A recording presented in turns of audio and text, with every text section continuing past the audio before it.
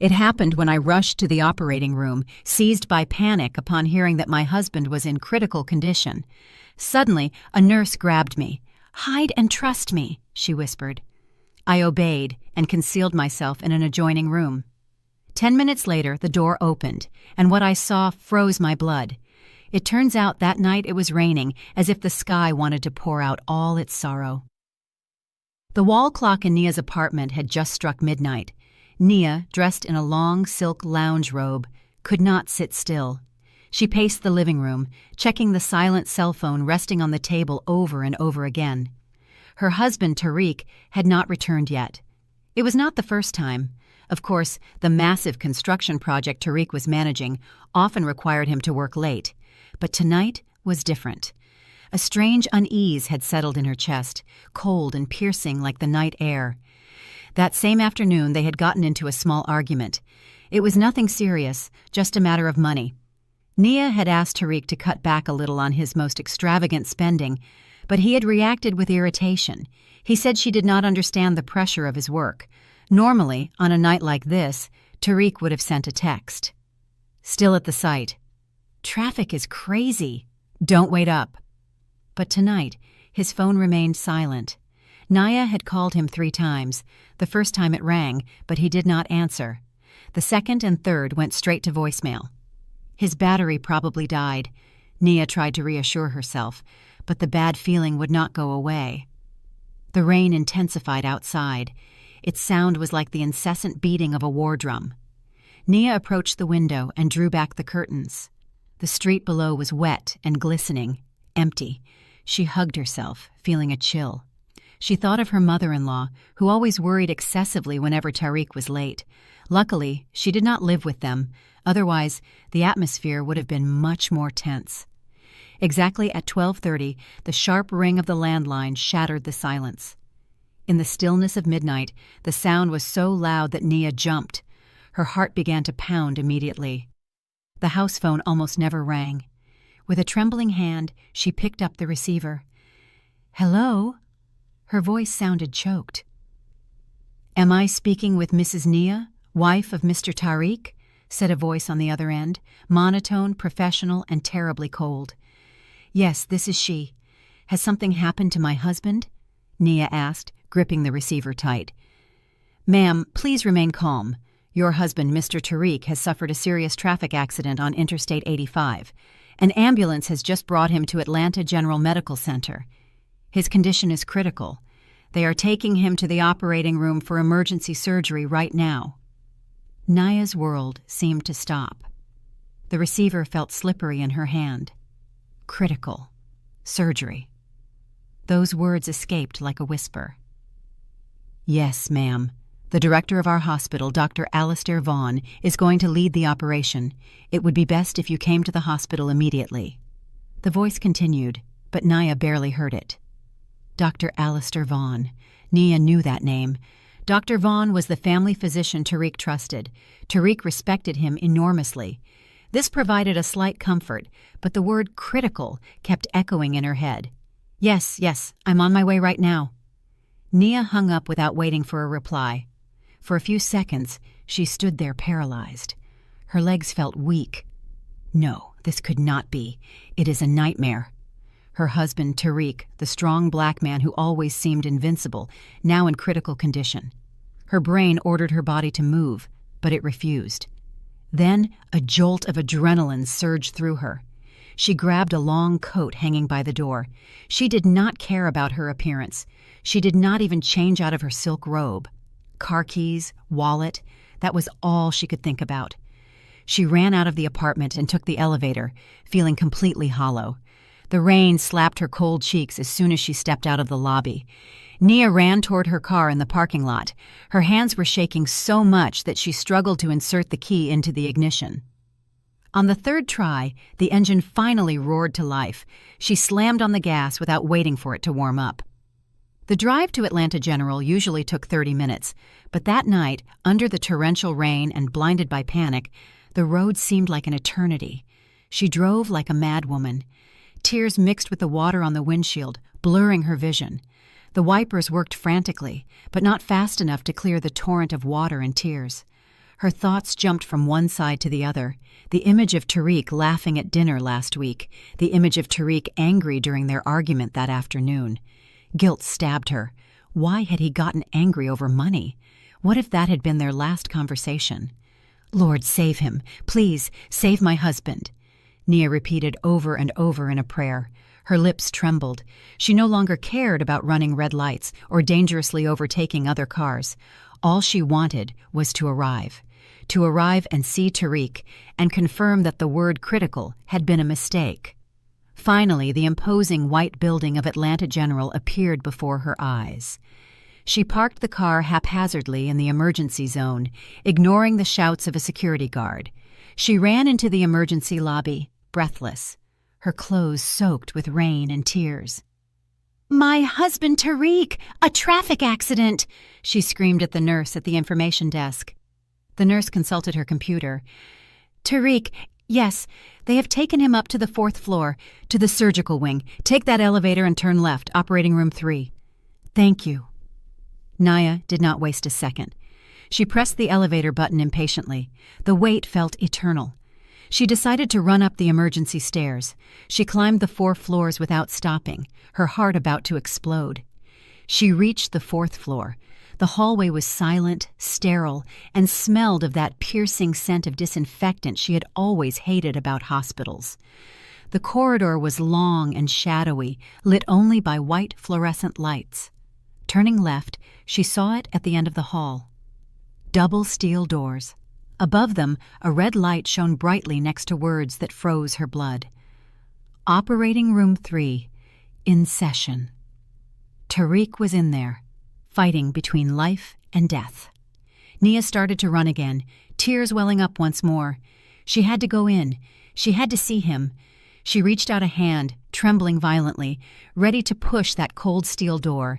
Nia's hand was just inches from the cold steel surface. She could feel the chill of the air conditioning emanating from the other side. She took a deep breath, preparing to burst in. She was willing to face anything just to be by Tariq's side. Just as her fingertips grazed the metal, a firm hand grabbed her arm from the side. "Don't do it!" Nia let out a small scream and spun around, startled. A young nurse was looking at her with frightened eyes. The nurse wore impeccable blue scrubs. Her surgical mask hung around her neck. Her face was pale, but her eyes burned with a terrifying urgency. Her ID badge read, "Ayana, nurse." "You are Tariq's wife, right?" the nurse whispered quickly, her voice low and desperate. Nia nodded, seized by panic, trying to break free from the nurse's grip. "Yes, my husband is in there. I have to go in. Let me go." "No." Nurse Ayana gripped her tighter, pulling her away from the operating room door. "You cannot go in. They must not know you are here. It is very important." Nia frowned. For a moment, confusion overtook panic. "What do you mean? Who are they? My husband is in critical condition. Listen to me, ma'am." Ayana's eyes locked onto Nia's, pleading. "I know this is going to sound crazy, but this is not a rescue operation. It is a trap." That word petrified Nia. A trap. What did that mean? "Dr. Vaughn is in there.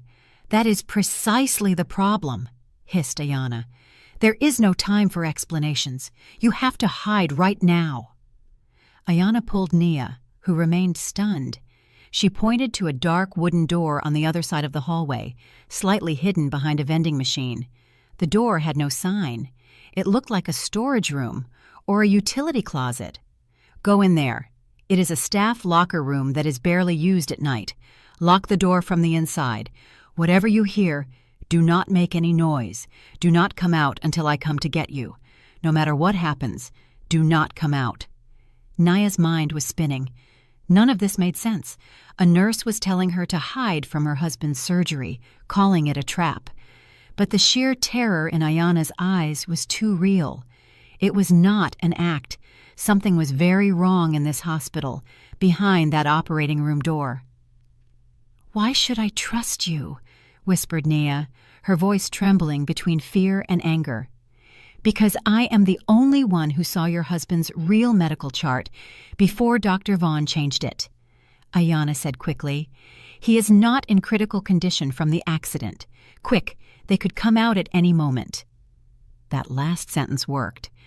Ayanna practically pushed Nia to the other side of the hallway. With her mind in chaos, Nia followed her. She opened the locker room door. It was dark and smelled stale, like old coffee and sweat. Ayanna shoved her inside. "Lock it and trust me," she whispered once more before closing the door silently from the outside. Nia heard the soft click of the door closing. She was alone in complete darkness. She fumbled for the lock on the handle and turned it shut. Her heart beat so hard her chest hurt. She was short of breath. She leaned against the door, trying to process what had just happened. Hide, trap, fake chart. Dr. Vaughn. Nia slid down to the cold floor. The room was only lit by a faint slit of light filtering from under the door. She could make out the silhouettes of rows of metal lockers around her. She hugged her knees, trying to stop the violent tremors shaking her body. What was happening? Was that nurse, Ayanna, crazy, or had she just saved her life? Her thoughts returned to Tariq. If he was not in critical condition, where was he? What were they doing in there, in that operating room? Nia crawled silently toward the door and pressed her ear against the wood. Silence. The hallway outside was deserted. She heard nothing but the thunderous beating of her own heart. She looked through the keyhole, but she could only see the wall of the hallway opposite. She checked the time on her cell phone. 1 a.m. Time seemed to crawl. Every second was like an hour. She was alone in the dark, listening to a terrifying silence. Her mind filled with the worst possible scenarios. What if Nurse Ayanna had locked her in here and Tariq really needed her? No. She had to trust her gut, and her gut told her that Ayanna's eyes were sincere. She waited 1 minute, 2 minutes, straining her ears, catching every slight sound. Distant footsteps at the end of the hall, the hum of an ice machine, but nothing from operating room 3. 5 minutes. She was starting to feel suffocated. The room was stifling. She wanted to scream. She wanted to run out and break down that operating room door. 7 minutes. She prayed in her mind, no longer just for Tariq, but also for herself. She felt like a rat in a trap. 10 minutes. The 10 longest minutes of her life. Suddenly, she heard a crisp click from the other side, not at her door, but in the hallway. Nia held her breath. She pressed her eye to the keyhole, but the angle was not right. She moved, looking for a crack in the door hinges. Through the narrow space between the door and the frame, she could see the red light above operating room 3 had turned off. The operation was over. Then, Nia heard a soft hiss. The steel doors of the operating room were opening. The steel doors of the operating room opened with a silent hiss. In the stillness of the sterile hallway, the sound was like a glacier cracking. Nia held her breath, her entire body tense behind the dark locker room door. She kept her eyes fixed on the narrow slit between the door and the frame, her only window to a world that had just turned upside down. The first silhouette to emerge was Dr. Alistair Vaughn. He was still wearing his blue surgical scrubs, but he had already pulled his mask down to his neck. He did not look like a doctor who had just fought for the life of a critical patient. He did not look tired or stressed or sad. He looked relaxed, with methodical movements. He was peeling off rubber gloves stained with what Nia now knew was fake blood. She felt the first wave of nausea. Then a second silhouette appeared. Nia expected a gurney. She expected a helpless body covered by a sheet. She expected the beep of a heart monitor. What she saw froze the blood in her veins. It was Tariq, her husband. Tariq was not lying down. He was not being pushed on a gurney. Tariq was walking. He walked out of the operating room on his own 2 feet. He was also wearing blue surgical scrubs, as if he were part of the team and not the patient. He stretched, turning his neck from side to side as if he had been sitting for too long. He was healthy, strong, and completely unharmed. Nia covered her mouth with both hands. A whimper of despair almost escaped her throat. This was impossible. It was a hallucination. It had to be the effect of shock and panic. And then a third person came out. A woman. She was tall, slender, with long weaves flowing down her back, and under her doctor's coat, she wore an elegant evening dress. Nia recognized her instantly. Janice, Tariq's personal assistant. The one who always looked at her with disdain at company events. Tariq had always told Nia that her jealousy was unfounded. Turned out Nia was not blind. She had simply been naive. The plan worked perfectly. Tariq's voice rang crisp in the silent hallway. It was deep and calm, without the slightest tremor of pain. Nia felt as if she had been punched in the stomach. Dr. Vaughn chuckled as he tossed the gloves into a biohazard bin. Of course it worked. The emergency staff is on my side. The fake accident report is in the system. The fake ambulance did its job. Officially, right now, Mr. Tariq has suffered severe internal bleeding. I am dying to see Nia's face, Janice said with a voice that sounded like the hiss of a snake. She handed Tariq a bottle of water. I bet she is on her way. Crying a river, seized by panic. Poor idiot. Tariq laughed. He laughed. That laugh that once always reassured Nia now sounded like that of a demon. She will be completely devastated. She is so stupid. Nia bit into the palm of her hand. The physical pain was nothing compared to the pain in her heart. Not only had they betrayed her, they were mocking her. They had turned her into the punchline of their macabre plan. The important thing is that when she arrives, Dr. Vaughn intervened, his tone becoming serious again. We have to play our parts, Tariq. You have to go to the recovery room. Quick, lie down. We will hook up the IV and the monitors. You have to look weak but stable. Post-op. I know, Tariq said, rolling his eyes. I am weak, but thanks to this great doctor, I survived. I will meet Nia in the waiting room, continued Dr. Vaughn. I will give her the good and the bad news. The operation was a success. The bleeding stopped, but... He paused dramatically. But? Asked Janice, eyes shining with anticipation. But, said Dr. Vaughn, a slight smile drawing on his lips, I will tell her that during the surgery we found something else, a very dangerous blood clot near the liver. I will tell her that I need her signature for a second procedure tomorrow morning, a very urgent and high-risk internal cleaning procedure. Of course, added Tariq with a malicious smile. Exactly, nodded Dr. Vaughn. A procedure with a very high risk of complications with the anesthesia.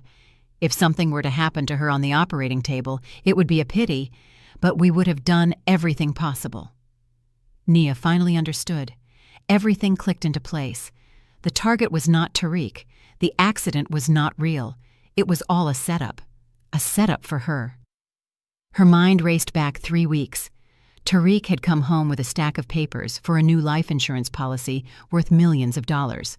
Nia asked him why they needed a new one. He said it was to secure their retirement, their future. Nia remembered joking, Why am I the one insured? It should be you with how dangerous your work on the sites is. Tariq simply laughed and said, It's part of an investment package, baby. You just sign. And Nia, trusting as always, signed. She had just signed her own death warrant, and the argument that afternoon had not been about spending. Nia had complained that the premium for the new insurance was too expensive. She had asked Tariq to cancel it. No wonder he got so angry. Nia, unknowingly, was ruining his murder plan. And when she doesn't wake up from the operating table, Tariq's voice pulled her out of her horrifying thoughts. The insurance payout is millions of dollars. Can we leave this country and start a new life in Switzerland? Janice laughed and hung onto Tariq's arm. I have already booked the tickets to Zurich. The 3 of them, her husband, his mistress, and her family doctor. The 3 of them had planned her murder in such detail in the place that should be the safest in the world. A hospital. Nia's blood was no longer frozen. It began to boil. The fear that had paralyzed her was slowly transforming into something else, something cold, hard, and sharp. Fury. She watched the 3 of them walk calmly down the hall, away from the operating room. They probably turned the corner for the elevator to the recovery room. The sound of their footsteps faded. The hallway became silent again. Naya leaned against the door, her body shaking violently, but it was no longer from fear. She was shaking with pure rage. She was trapped alone in a dark, stifling locker room while her murderers were on the same floor waiting for her to fall into their trap. She had to get out of there. But how? Suddenly she heard a sound at her door, not in the hallway. A soft click. Someone was inserting a key from the outside. Nia froze. Her heart stopped. Did they know she was here? Did Chanice, Tariq, Dr. Vaughn realize someone was listening? Had they come back for her? The doorknob turned slowly. The door opened with a faint creak. A beam of light from the hallway pierced the darkness, blinding Naya. A small figure in blue scrubs entered quickly. "Mrs. Naya?" she whispered. A wave of relief so immense washed over Naya that her legs almost failed her. It was Nurse Ayana. Ayana quickly closed the door and locked it again from the inside. She leaned against it, panting. Under the dim light filtering from under the door, her face was pale as a ghost. "Did you see them, ma'am?" asked Ayana, her voice trembling. Nia could not speak. She could only nod. Tears of rage and betrayal finally rolled down her cheeks. "Did you hear their conversation?" insisted Ayana. Nia nodded again. "Everything," she whispered hoarsely. "The insurance, the fake surgery, the plan they have for me tomorrow." Ayana closed her eyes for a moment, as if she felt the pain with her. "Lord have mercy, I suspected it. But to hear it, why? Why are you helping me?" Nia asked, looking at the young black nurse. "You are risking everything." Ayana sat on the floor next to Nia and took a deep breath. "I have been suspicious of Dr. Vaughn for a long time, ever since I was a rookie nurse in surgical administration." Nia listened, clinging to Ayana's arm as if it were the only anchor in her newly shattered world. "He is not a doctor," Ayana said quietly, staring at the lockers opposite. "He is a butcher. His specialty is accidents. On the operating table, he looks for rich patients with big insurance policies or elderly patients without family. He schedules a simple surgery. Then, during the operation, there are complications, a fatal reaction to anesthesia, unexpected bleeding, something that can never be proven as medical negligence. The patient dies," Ayana continued, her voice hardening.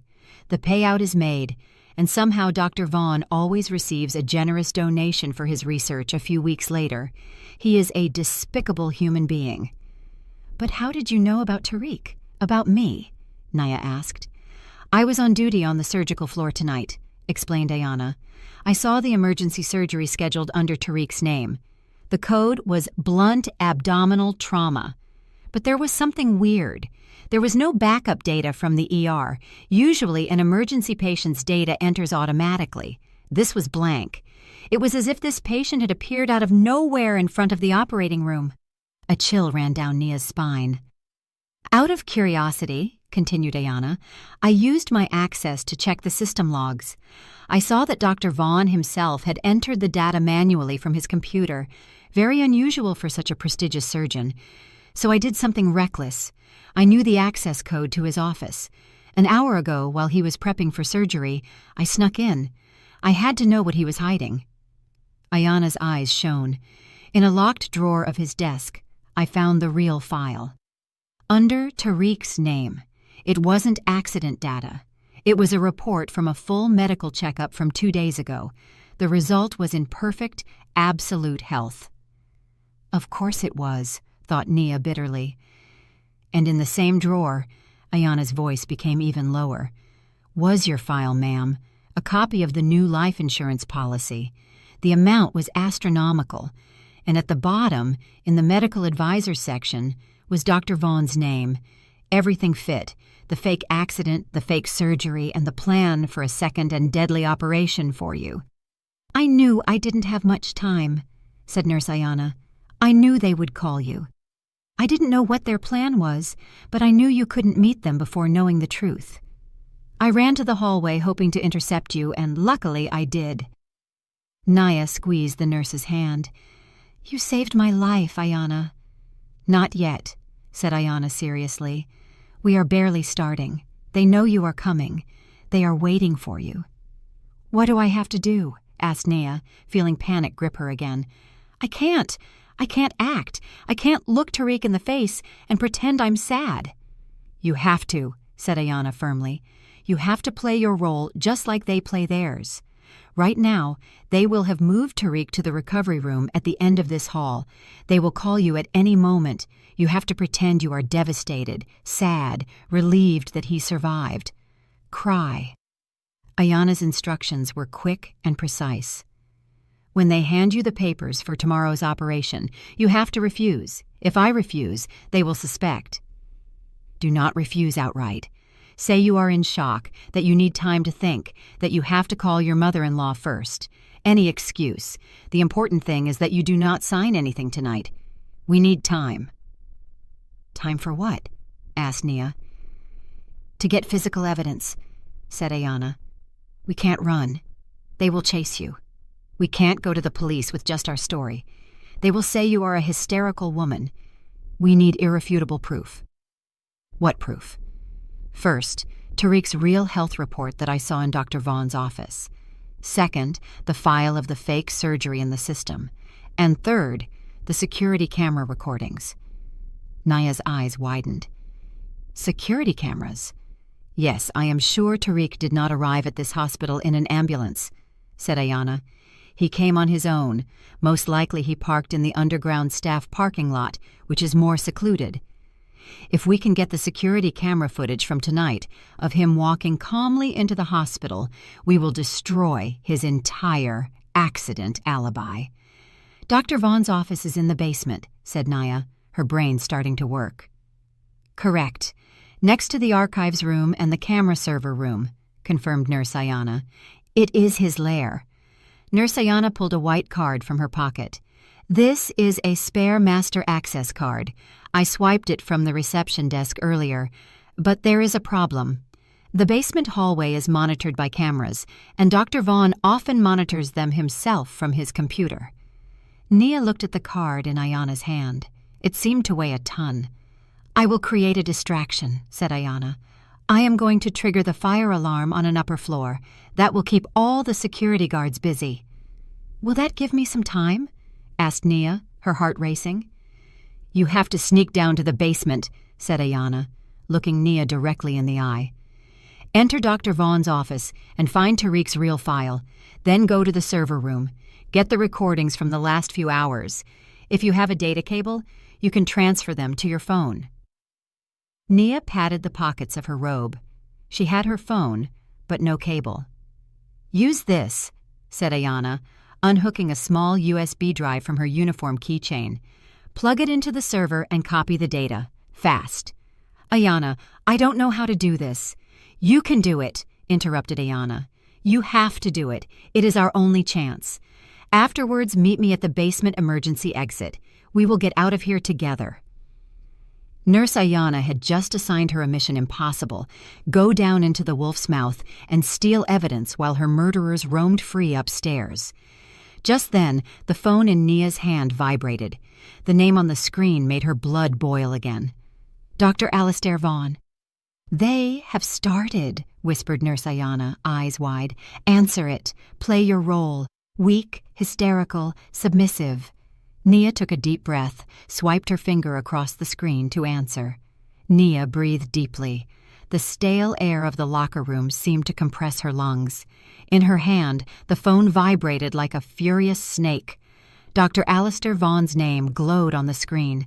This was her stage. It was time to act. "Answer," whispered Nurse Ayana. "Remember, weak, hysterical, submissive." Nia swiped the green icon and brought the phone to her ear. She summoned all the pain and betrayal she had just felt and channeled it into a voice full of fear, forcing a convincing sob. "Yes, doctor?" "Mrs. Naya, thank God." Dr. Vaughn's voice on the other end was so warm, so affectionate, so full of compassion that it made Nia want to vomit. "Where are you? We were waiting for you. I have to speak with you.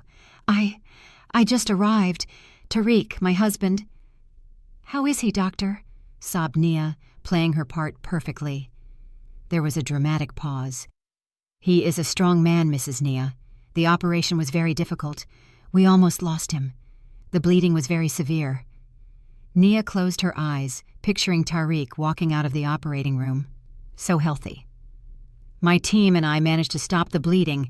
He is still very weak, but he has passed the worst. He is in the recovery room near the surgical area on the 4th floor."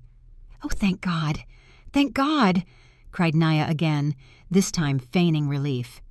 "You can see him now, but there is another matter we must discuss immediately regarding the next steps." Dr. Vaughn's tone turned serious. "Meet me in recovery room 2. "Yes, doctor. I'm coming right now." Nia hung up, looked at Nurse Ayana with a hardened face. "It's time," said Nia. "Remember," said Ayana, grabbing Nia by the shoulders, "they will present you with the papers. Do not sign. Make any excuse. Say you are in shock, that you have to call family, and then get out of there. I will handle the distraction. Go down to the basement via the service elevator at the end of the hall, near the emergency stairs. I will wait for you at the basement exit. Bring the evidence." Nia nodded. She silently opened the locker room door. The hallway was calm. She took a deep breath once more and stepped out. She no longer walked like the terrified Nia. She walked like a Nia on the hunt, but on the outside, a devastated wife. She walked down the hall with a deliberately unsteady gait. She saw the door marked Recovery Room 2. She pushed it gently. The room was darker, lit only by the glow of monitors next to the bed. And there they were, Dr. Vaughn standing by the bed with a clipboard, the snake Chanis standing in a corner with an expression of fake concern on her face. And in the bed lay Tariq. Nia almost let out a bitter laugh. His performance was flawless. Tariq's face was made up to look pale. An IV, which Nia was sure contained only saline, was connected to the back of his hand. An ECG monitor beside him beeped a steady and convincing beep, beep, beep. Tariq's eyes were closed. His chest rose and fell with controlled breathing to appear weak. "Tariq, oh baby." Nia rushed to the bedside and began to sob hysterically. She took his hand. It was warm and strong, not the hand of a man who had just brushed with death. Nia had to use all her willpower not to crush her husband's fingers.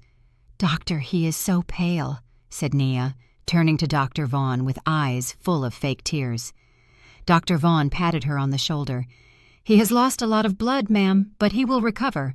As I told you, he is strong, thank God, but," said Dr. Vaughn, the word Nia was waiting for, "there is a problem." Nia lifted her face with a look of fear. "What problem, doctor?" "While we were operating to stop the bleeding," Dr. Vaughn explained patiently, as if talking to a child, "we found something unexpected, a quite large blood clot near the liver. It is not related to the accident, but it is extremely dangerous. It could burst at any moment." Nia looked at him with trembling lips. "You mean—" "We have to remove it immediately," said Dr. Vaughn firmly. "I have already scheduled a second emergency surgery for tomorrow at 9 in the morning, a cleaning procedure." In the corner, Chanis suppressed a smile. "Another operation," whispered Nia.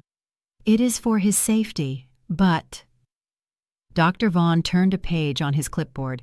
"The procedure is very risky. It is a delicate area. There is a high risk of complications with the anesthesia and internal bleeding. I need your consent." Dr. Vaughn held the clipboard out to Nia. On it was a sheet titled, "Consent for High-Risk Surgery," and below it a blank line waiting for her signature, the signature of her own death warrant that would later be switched to her name.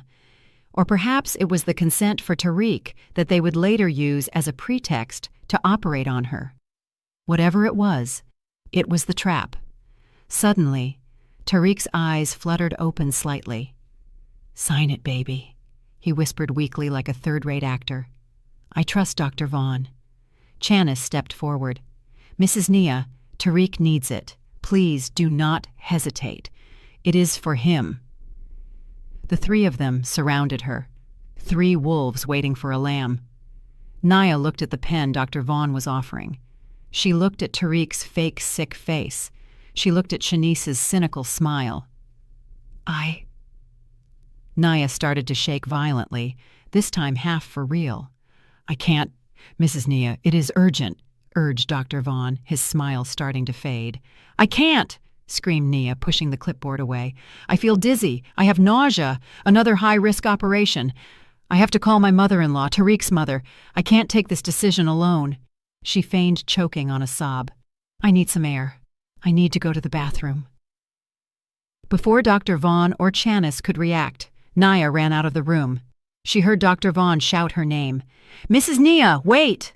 But Nia did not stop. She ran down the hallway, rounded a corner, and past the nurse's station. She did not go to the nearest bathroom. She ran toward the end of the hallway, toward where Nurse Ayana had indicated earlier. Just as she reached the last corner, a deafening fire alarm echoed throughout the building. The sound came from an upper floor. Nurses began coming out of rooms confused. A security guard ran toward the main elevators talking into his radio. It was Ayana's distraction. In the midst of the chaos, no one noticed Nia. She saw a metal door that said, "Service Elevator, Staff Only." She swiped the card Ayana had given her. The door opened. Nia stepped into the narrow metal cabin that smelled of oil. She pressed the B button for basement. The elevator doors closed, muffling the chaotic sound of the alarm.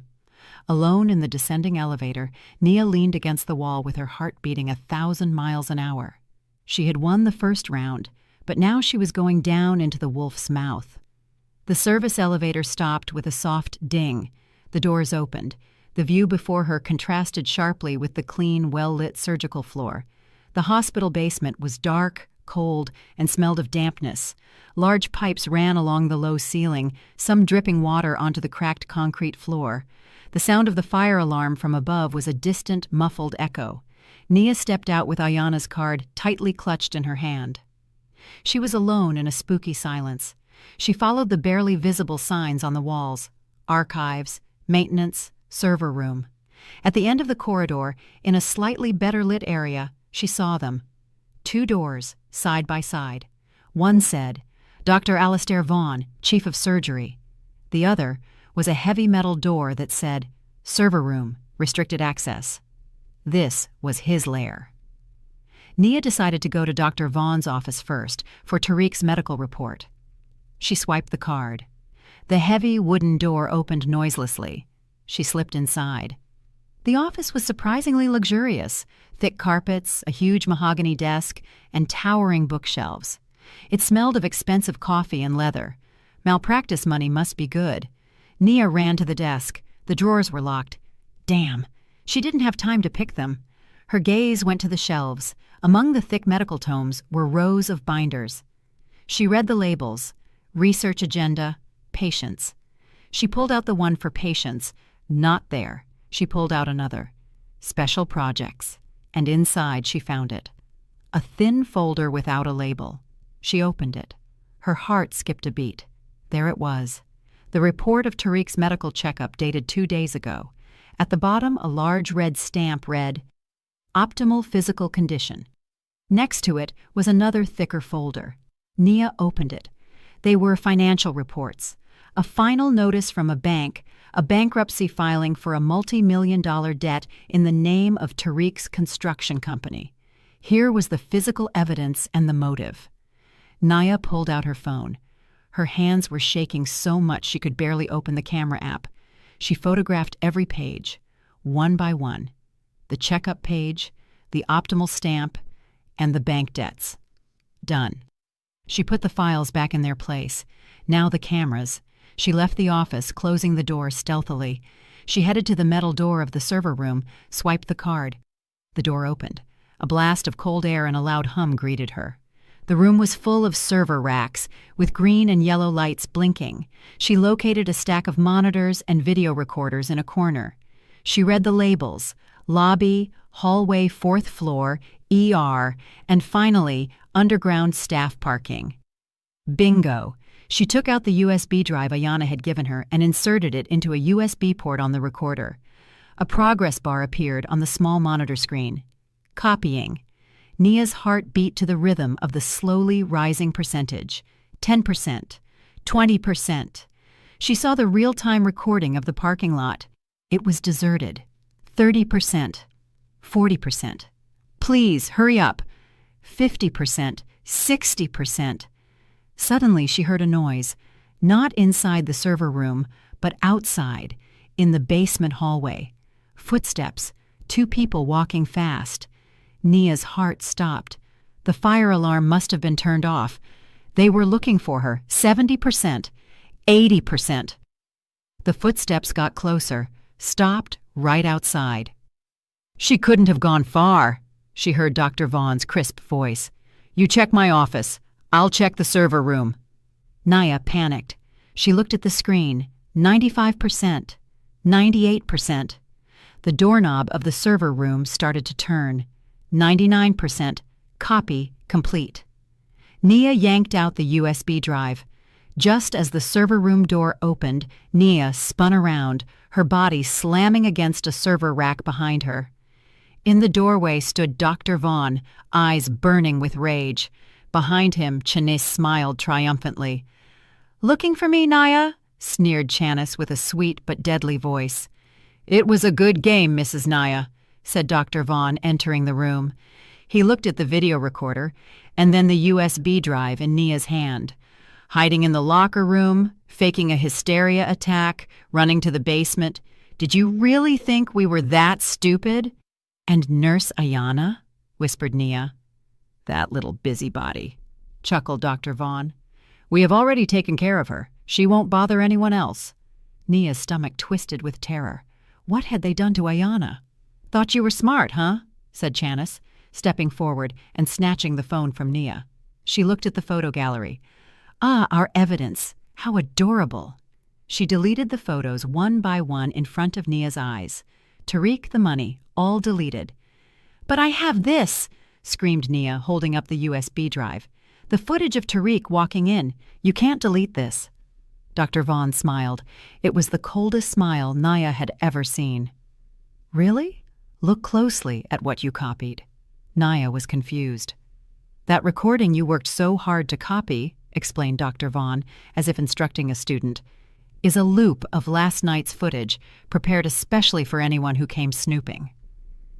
Nia looked at the USB drive in her hand. Now it felt useless. And the files in my office, continued Dr. Vaughn. That medical report was a fake copy we planted there, on purpose, as bait. The originals are already destroyed. It was a trap. Her entire escape to the basement had been a trap.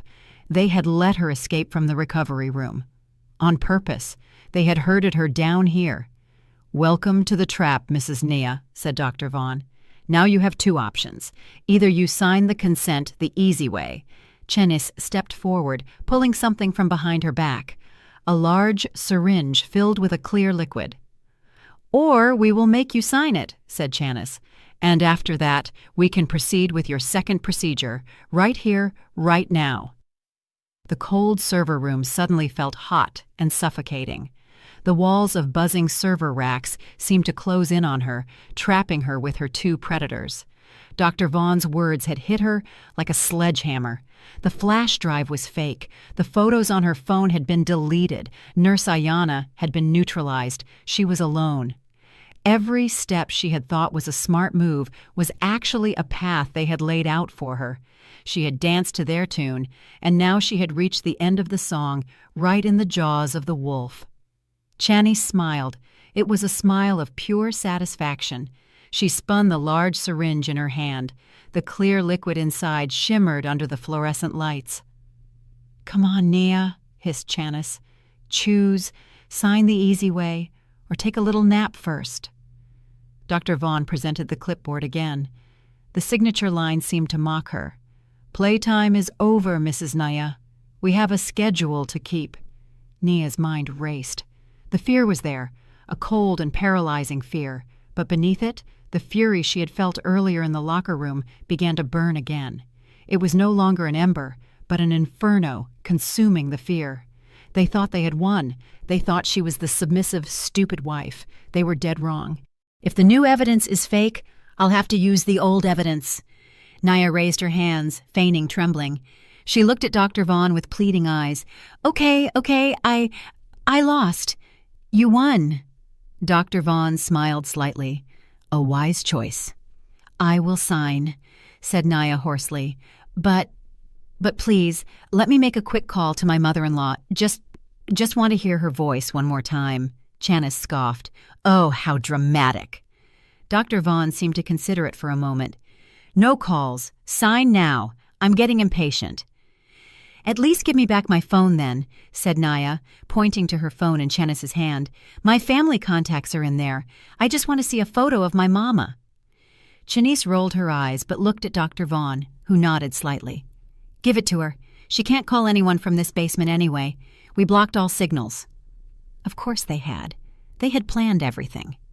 Chanis threw the phone at Nia's feet. "Here." Nia crouched slowly, every movement calculated to look defeated and broken. She picked up the phone. Her hands shook, but this time she controlled them. Her heart pounded, not from fear, but adrenaline. She held the phone looking at the dark screen. "Thank you," she whispered. She straightened up, and in an instant, her entire demeanor changed. Her back, previously hunched, was now straight. Her pleading eyes were now a hard, cold stare. Her face, previously pale, was now tense. Dr. Vaughn and Chanis felt the shift. Their smiles faltered slightly. "You're right," said Nia with a flat, cold voice. "It was a good game, good bait, but you got one thing wrong." "And what is that?" sneered Chanis.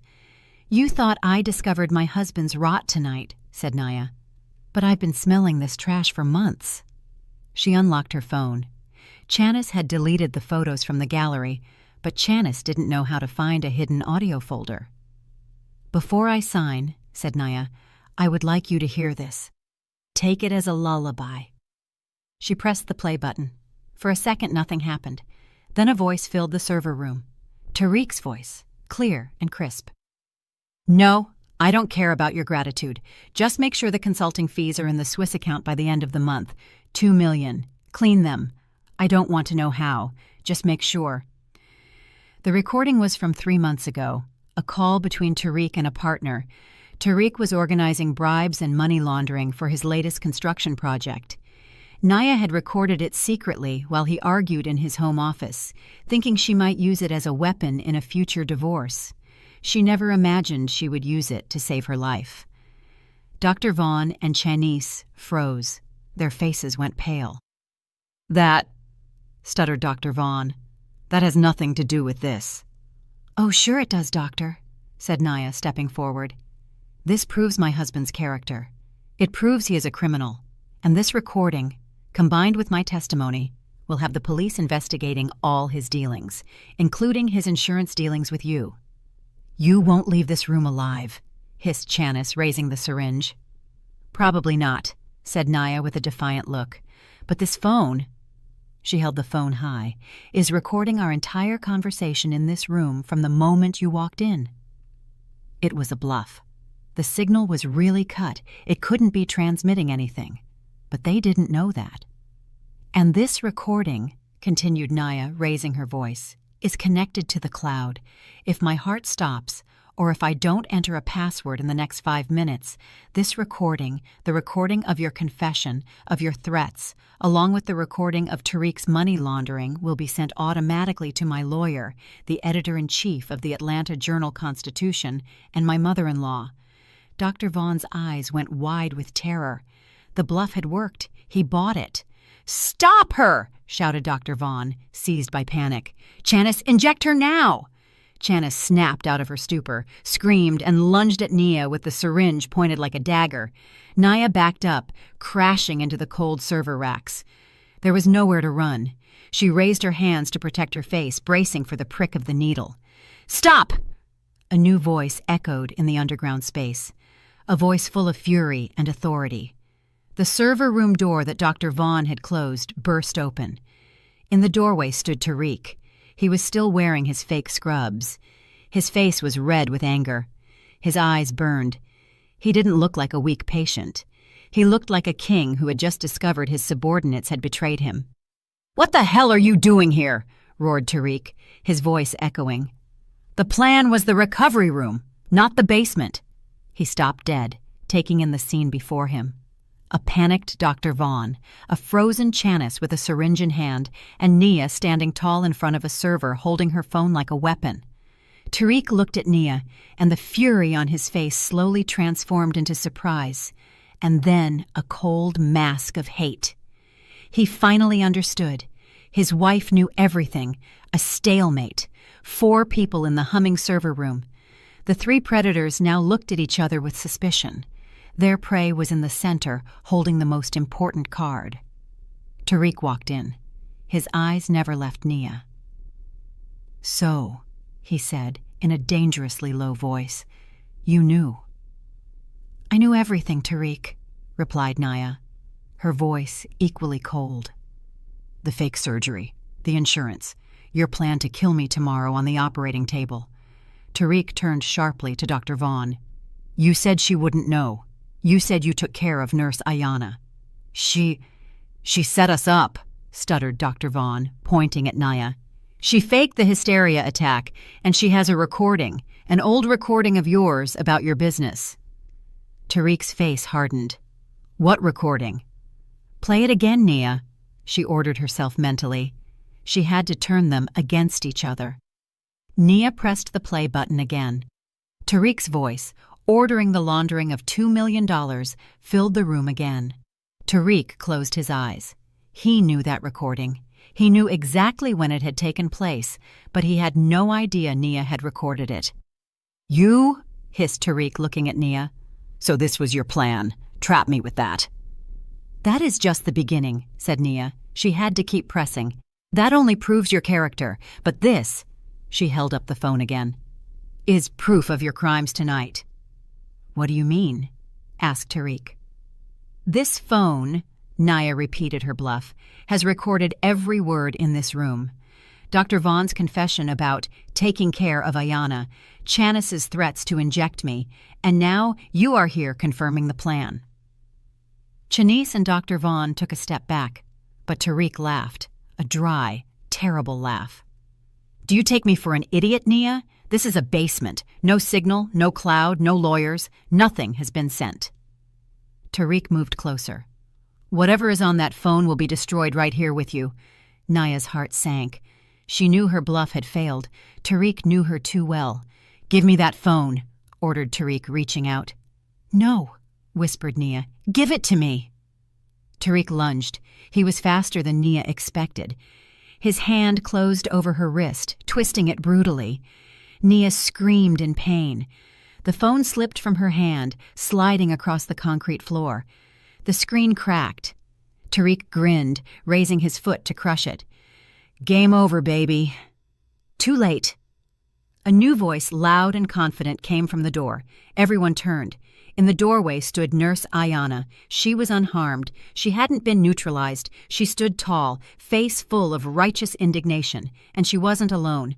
Behind her were 2 burly hospital security guards with stern faces. Tariq's eyes widened. Dr. Vaughn stumbled back. "No. Impossible." "Did you really think I was that stupid, Doctor?" said Ayana, walking into the room. "Thought I would send Mrs. Nia alone into your lair." "What? What are you talking about?" stuttered Dr. Vaughn.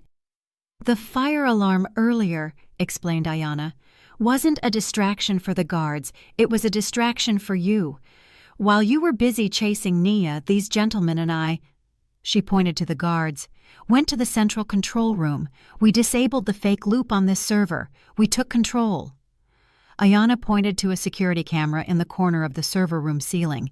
Its little red light was blinking.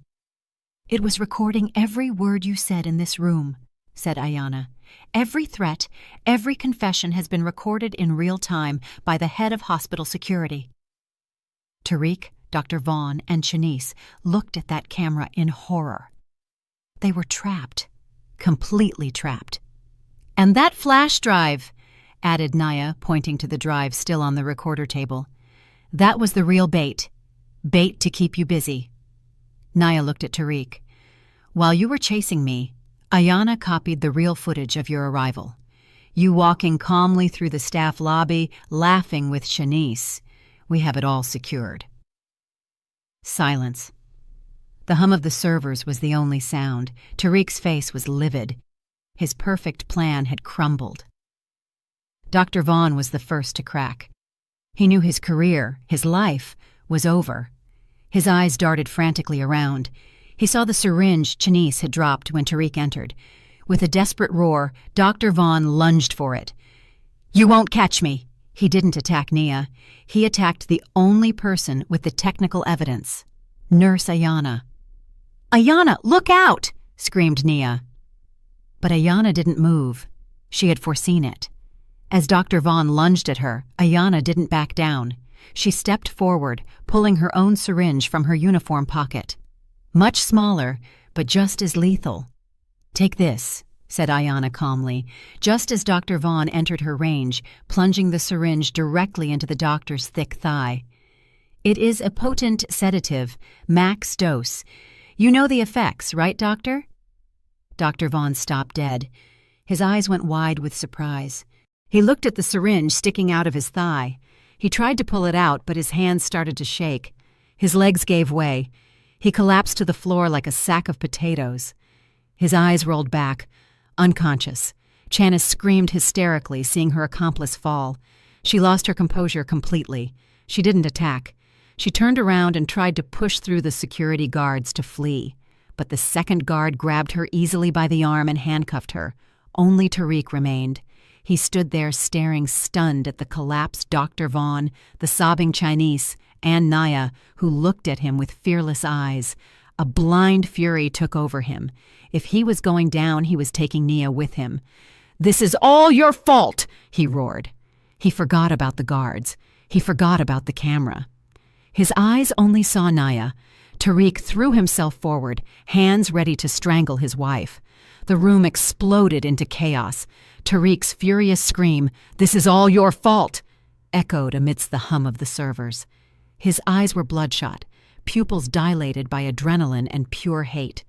He no longer saw the security guards, nor cared about the recording camera. His only target was Naya. He lunged forward. The first security guard, who wasn't holding Chenise, reacted quickly. "Sir, don't move!" he shouted, stepping in to block Tariq. But Tariq, driven by the desperation of a man who has lost everything, had unexpected strength. He rammed his shoulder into the guard's chest, making the man stumble. The second guard couldn't let go of the struggling Chenise. In a split second, Tariq had bypassed the defense. He reached Nia, extending his hands. He didn't grab her neck. He roughly grabbed the collar of her robe, pulling hard. Nia's head jerked forward, and she let out a moan of pain. Tariq's other hand clawed at her shoulder, his nails tearing the fabric of her pajamas. "I'm going to kill you," he growled, face inches from Nia's. But Nia was no longer the same woman from 3 hours ago. The paralyzing fear was gone, replaced by a primal instinct for survival. When Tariq pulled her, Nia didn't let herself be dragged passively. She brought her knee up with all her might, hitting Tariq in the groin. He grunted in pain but didn't let go. On the contrary, he became even more enraged. He started shaking her brutally. "Let her go!" shouted Ayana, running to help. That was when the first security guard recovered. He saw Tariq attacking Nia. He gave no more warnings. He lunged from behind, wrapping his massive arms around Tariq's chest in a powerful bear hug. "You are under arrest! You are under arrest!" Tariq's body was lifted off the floor, but his grip on Nia's clothes didn't yield. Nia was dragged with him, almost choking. "Let go! Let go!" screamed Nia, tearing at her own clothes in an attempt to free herself from Tariq's grip. Tariq now directed his fury at the guard holding him. He struggled, kicked, and elbowed backward. "Get off me! She is mine!" "Calm down! Do not resist!" ordered the guard, trying to bring Tariq down to the floor. But Tariq was too wild. He twisted with all his might, trying to break free from the hug. It was a desperate, violent, and reckless move. The brutal twist managed to break the guard's grip, but it also threw Tariq himself off balance. He stumbled backward. His left foot caught on the leg of the unconscious Dr. Vaughn lying on the floor. Nia, Ayana, and the 2 security guards watched it all in horrible slow motion. Tariq fell backward. He didn't fall onto the smooth floor. He fell directly toward the main server rack, a solid black metal frame full of heavy hardware. His back hit the rack first, but the momentum of his fall was too strong. His head snapped back. The nape of his neck and the base of his skull impacted against the sharp steel edge of the server frame. The sound wasn't loud. It wasn't so much a bang as a dry crunch, a horrible crack like a dry branch snapping. Silence. All sound in the room ceased. Shanice stopped screaming. The guards froze. The steady hum of the servers suddenly sounded deafeningly loud. Tariq didn't slide to the floor. He remained suspended in a strange sitting position with his back against the rack and his head hanging to one side at an unnatural angle. His eyes were open, staring straight ahead, looking at Nia. But the look was different. The burning fury had extinguished. What remained was pure shock and confusion. "Tariq," whispered Nia, taking a step forward. The guard who had held him now approached cautiously. "Mr. Tariq? Ambulance! Ambulance to the basement!" he shouted to his partner. Tariq opened his mouth. No sound came out, just a shallow wheeze. He tried to lift a hand. It didn't move. He tried to move his legs. They remained motionless. A pure and absolute terror, a different kind of terror than rage, now filled his eyes. He looked at Nia, tried to speak again. His voice was a gritty whisper. "I can't move. My legs," he whispered again. "My hands. No. I don't feel anything." Nia looked at her husband, the man who had tried to kill her seconds before, the man who had planned her death on an operating table, the man who had pretended to be paralyzed. Now he was truly paralyzed. "Lord have mercy," whispered Ayana, covering her mouth. Nia felt nothing, no compassion, no satisfaction, just a cold emptiness. She looked into that man's eyes, now full of tears of genuine terror. The irony was too cruel, too fast, too perfect. Karma had arrived, not in a courtroom, not in a cell, but right here, in the cold server room, in the middle of his own evil plan. Tariq was trapped, truly trapped, not behind prison bars, but in the prison of his own body. "Don't touch him!" shouted the security guard, seeing Nia approach. "Don't touch his neck. Let the medical team handle it." Nia stopped. She stood there looking at her now helpless husband. The healthy man had become a real patient, much more serious than he had ever pretended to be. The server room doors opened again. This time it was the real head of security, followed by 2 uniformed APD officers he had called as soon as he saw the live footage. They stopped in the doorway surveying the scene. Shanice, handcuffed and weeping. Dr. Vaughn, unconscious on the floor. Tariq, paralyzed against a server rack. And Nia, standing in the middle of the ruins of her life, with torn clothes but standing tall. The game was over. Dawn came slowly. The first rays of sun filtered through the high windows of the hospital lobby, but the light seemed strange and distant to Nia. She was sitting in a quiet staff break room, wrapped in a thick hospital blanket. Nurse Ayana was sitting next to her, holding a cup of hot tea another nurse had brought them. Neither of them spoke. They had told everything over and over again, to the head of security, to the police detectives. The server room became a crime scene. Dr. Vaughn, as soon as he regained consciousness, was handcuffed to a bed. Shanice was taken away in a squad car before dawn, her hysterical screams echoing in the empty parking lot. And Tariq. The medical team arrived with extreme caution. They put a cervical collar on him, moved him to a spine board, and took him to the ER, then to MRI, and finally to the trauma ICU. The diagnosis came as the sun rose: burst fracture of the C4 vertebra. The spinal cord was severed. He was quadriplegic, completely paralyzed from the neck down.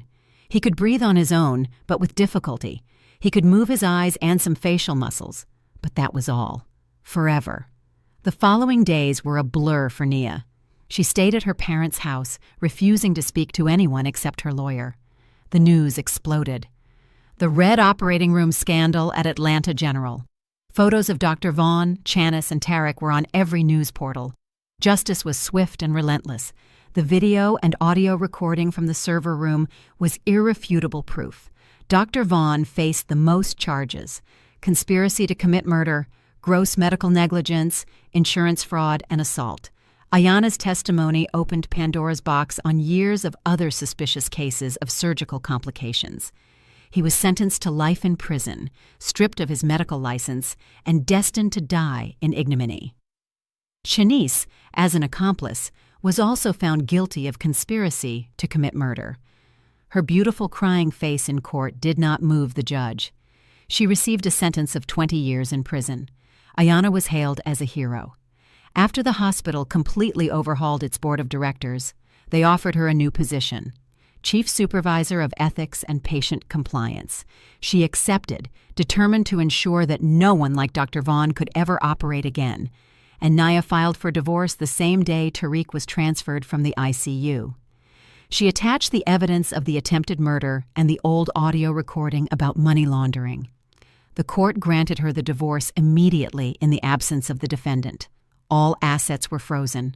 The life insurance policy was declared void. The multi-million-dollar debt Tariq had created remained his responsibility, or rather, the responsibility of the state-appointed trustee to manage his seized assets. Nia was free, financially, legally, and emotionally.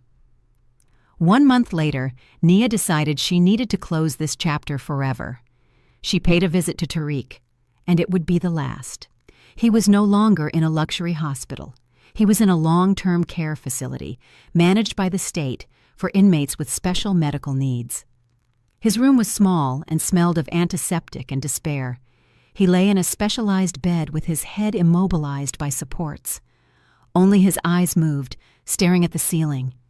A nurse was changing his catheter bag when Nia walked in. Tariq's eyes darted sharply toward the door. He saw her. Nia wore a simple light blue dress. She looked calm and healthy. Tariq's eyes narrowed. A pure and impotent hate burned in them. He tried to speak. A gurgling sound came out of his throat. He hated her. He blamed her for everything. Naya walked slowly to his bedside. She stood in silence for a moment, looking at the man she once loved, the man who had betrayed her in the vilest way. She felt no compassion or anger, just the end. "I came to tell you one thing," said Nia softly. Her voice was calm and clear in the silent room. Tariq stared at her with bloodshot eyes. "You wanted to put me on an operating table, right?" continued Nia. "You wanted me to be helpless, depending on machines, so you could start a new life." Tariq wheezed again, louder. "Now," said Naya, leaning in a little closer, "you are the one trapped in a bed. You are the one who depends on others for everything. Forever. Isn't it ironic?" Nia straightened up. "Enjoy the rest of your life, Tariq." She walked down the hall, past the guards, and walked out the main door of the center. Outside, the sun was shining brightly. The morning air was fresh. Nia took a deep breath, feeling the warmth of the sun on her face. For the first time in a long time, she felt free. She walked down the steps and toward her car, toward the rest of her new life. Did you like the story, and which city are you listening from? Let's meet in the comments. If you liked the story, you can support me by sending a super thanks so I can keep bringing more stories like this. Thank you so much for your sweet support. I'm looking forward to your comments on the story. On the screen, you can see 2 new life stories that I highly recommend. There's so much more on my channel. Don't forget to subscribe. See you in the next life story with love and respect.